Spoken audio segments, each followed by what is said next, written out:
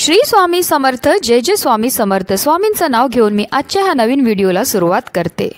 यंदा 15 नोव्हेंबर म्हणजेच शनिवारी आहे उत्पत्ती एकादशी। उत्पत्ती एकादशी ही कार्तिक महिन्यातील कृष्ण पक्षातील एकादशी तिथीला साजरी केली जाते। पुराणात उत्पत्ती एकादशीचे महत्त्व विशेष मानण्यात आले आहे। मान्यतानुसार देवी एकादशीचा या दिवशी भगवान विष्णूंच्या अंशातून जन्म झाला होता। पौराणिक कथेत सांगितले आहे की एकदा भगवान विष्णू योगनिद्रेत होते, जेव्हा मुरा नावाचा राक्षस त्यांच्यावर हल्ला करणार होता तेव्हा भगवान विष्णूंच्या शरीरातून एक देवीचा जन्म झाला। त्यांनी मुरा नावाच्या राक्षसाचा युद्धात पराभव केला। यावर प्रसन्न होऊन भगवान विष्णूंनी देवीला एकादशीचे नाव दिले आणि वरदानही दिले की जो देवी एकादशीचे व्रत व पूजा करेल त्याला जीवनात सुख आणि सौभाग्याची प्राप्ती होईल। म्हणूनच ही तिथी केवळ पापाचा नाश करण्याचे प्रतीक नाही तर सुख, समृद्धी आणि मोक्षाचा मार्ग देखील मोकळा करते। म्हणूनच तेव्हापासून एकादशीचे व्रत हे पाळले जाते। एकादशीचे व्रत केल्याने वर्तमानासह मागील जन्माची पापे नष्ट होतात। यासोबतच अनेक पिढ्यातील पितरांना मोक्ष प्राप्त होतं। ज्यांना एकादशीचा उपवास सुरू करायचे आहे त्यांनी उत्पत्ती एकादशीपासून हे व्रत सुरू करू शकतात। भगवान श्रीकृष्णांचे परम मित्र सुदामाने स्वतः उत्पत्ती एकादशीचे व्रत केले होते। या व्रताच्या महिमेने त्यांना राज्यासह पुत्ररत्न प्राप्त झाले। असे मानले जाते की या दिवशी व्रत केल्याने व्यक्तीला भगवान विष्णू, देवी लक्ष्मीची कृपा प्राप्त होते। पंचांगानुसार या दिवशी राहू काळ सकाळी 9:25 पासून ते 10:45 पर्यंत असेल। ज्योतिषशास्त्रानुसार राहू काळ दरम्यान कोणतेही शुभ कार्य किंवा पूजा केली जात नाही, म्हणून आपल्याला या काळामध्ये कोणत्याही पूजा किंवा सेवा ह्या करायच्या नाही आहेत।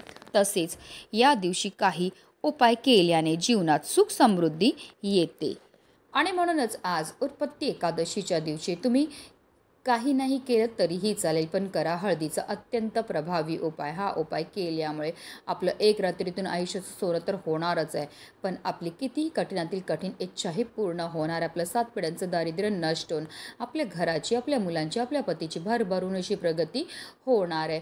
तर हा हळदीचा उपाय आपल्याला कसा करायचा आहे, कोणत्या प्रकारे करायचा आहे त्याबद्दल सविस्तर आणि महत्त्वाची अशी माहिती मी तुम्हाला या व्हिडिओमध्ये देणार आहे। तो व्हिडिओ पूर्ण पहा आणि जर तुम्ही माझ्या चॅनलवर नवीन असतील तर चॅनलला सबस्क्राईब करा आणि शेजारी बेल आयकॉन सुद्धा प्रेस करा, जेणेकरून तुम्हाला माझ्या नवनवीन व्हिडिओचं नोटिफिकेशन हे मिळत राहील आणि तुम्ही एक पण व्हिडिओ मिस करणार नाही। कमेंटमध्ये ओम नमो भगवते वासुदेवाय नमः लिहायला विसरू नका। देवघरामध्ये दिवा हा प्रज्वलित करून घ्यायचा आहे, कारण कोणतीही सेवा किंवा कोणताही उपाय जर आपण अग्नीच्या साक्षीने केला तर त्यामध्ये आपल्याला निश्चितच सफलताही प्राप्त होत असते। त्यानंतर आपल्याला विधिवत देवपूजाही करून घ्यायची। आता तुमच्याकडे श्रीहरी विष्णूंचा फोटो असेल त्यांना स्वच्छ पुसून घ्या।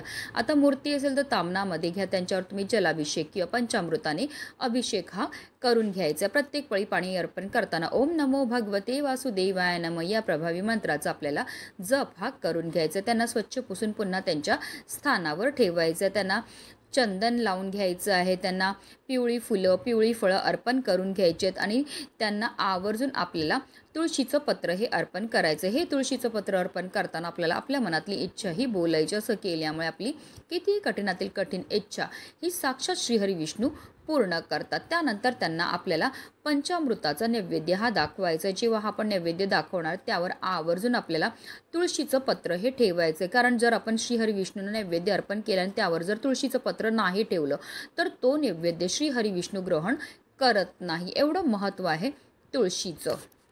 त्यानंतर आपल्याला उत्पत्ती एकादशीच्या व्रत कथेचं पठण किंवा श्रवण करायचं। श्रीहरी विष्णू माता लक्ष्मीची विधिवत आरती ही करून घ्यायची आहे। आपल्याकडनं झालेल्या कळत नकळत चुकांची आपल्याला क्षमायाचनाही करून घ्यायची। अशा रीतीने आपल्याला पूजा ही करायची आहे।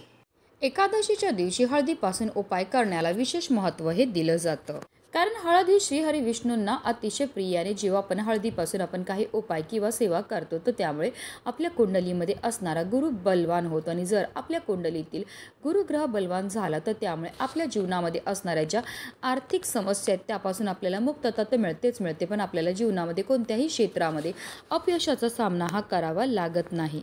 हा उपाय आपण आज अगदी सकाळपासून संध्याकाळपर्यंत कधीही करू शकता। आता आपल्याला एक वाटी घ्यायची आणि वाटीमध्ये आपल्याला थोडीशी हळद घालायची। हळदीमध्ये आपल्याला थोडंसं पाणी किंवा गंगाजल टाकून त्याचं गंध हे तयार करून घ्यायचं आणि या गंधाने सर्वप्रथम आपल्याला श्रीहरी विष्णूंच्या कपाळावर एक टिळा हा लावून घ्यायचा आहे। श्रीहरी विष्णूंना टिळा लावून झाल्यानंतर आपल्याला एक टिळा आपल्या डाव्या हाताच्या किंवा उजव्या हाताच्या मनगटावर लावायचा आहे। त्याचबरोबर आपल्या गळ्यावर सुद्धा आपल्याला एक टिळा हा लावून घ्यायचा आहे। गळ्यावर हळदीचा टिळा लावल्यामुळे आपल्या बोलण्यामध्ये कौशल्य येतं, ज्यामुळे आपल्याला प्रत्येक क्षेत्रामध्ये भरभरून यश हे प्राप्त व्हायला लागतं।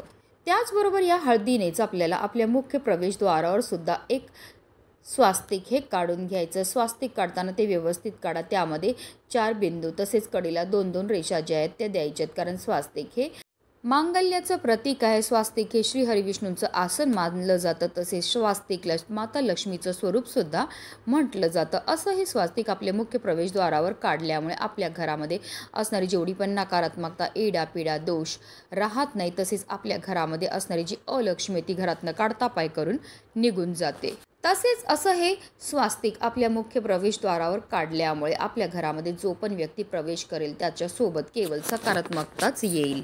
त्याचबरोबर वाटीमध्ये जी हळद उरली आहे तिने आपल्याला आपल्या मुख्य प्रवेशद्वाराच्या उंबरठ्यावर हळदीचं लेपन सुद्धा करून घ्यायचं आहे। हळदीचं लेपन करून झाल्यानंतर आपल्याला उंबरठ्यावर हळद, कुंकू, अक्षदा, एक फूल अर्पण करून घ्यायचं। अर्थात काय तर आपल्याला उंबरठ्याची सुद्धा पूजाही करून घ्यायची आहे, कारण आपल्या घराचं मुख्य प्रवेशद्वार हे आपल्या घराचं सर्वस्व असतं। आपल्या घरामध्ये जी पण चांगली किंवा वाईट गोष्ट ती आपल्या मुख्य प्रवेशद्वारावरनंच येत असते। हळदीचं लेपन करून झाल्यानंतर त्यावर आपल्याला कुंकवाने एक स्वास्तिक काढून घ्यायचं। जेव्हा आपण उंबरठ्यावर कुंकवाने एक स्वास्तिक काढतो तर त्यामुळे आपल्याला ग्रह दोषापासून मुक्तता हे मिळत असते, कारण उंबरठा हे माता लक्ष्मीचं स्थान आहे। तसेच स्वास्तिकला माता लक्ष्मीचं प्रतीक म्हटलं जातं आणि जेव्हा असं हे स्वास्तिक आपण आपल्या मुख्य प्रवेशद्वारावर काढतो तर त्यामुळे माता लक्ष्मी आपल्या घरावर प्रसन्न होते आणि तिचं अखंड आगमन आपल्या घरामध्ये होत असतं। तसेच हे सर्व छोटे छोटे उपाय जे आहेत ते आपल्याला आवर्जून उत्पत्ती एकादशीच्या दिवशी करायचे। हे उपाय केल्यामुळे आपलं एक रात्रीतून आयुष्याचं सोनं तर होतच होतं, पण आपलं 7 पिढ्यांचं दारिद्र्य नष्ट होऊन आपल्या संपूर्ण कुटुंबाची भरभरून अशी प्रगती होणार आहे। म्हणूनच व्हिडिओ जास्तीत जास्त लोकांपर्यंत शेअर करा। श्री स्वामी समर्थ। जय जय स्वामी समर्थ।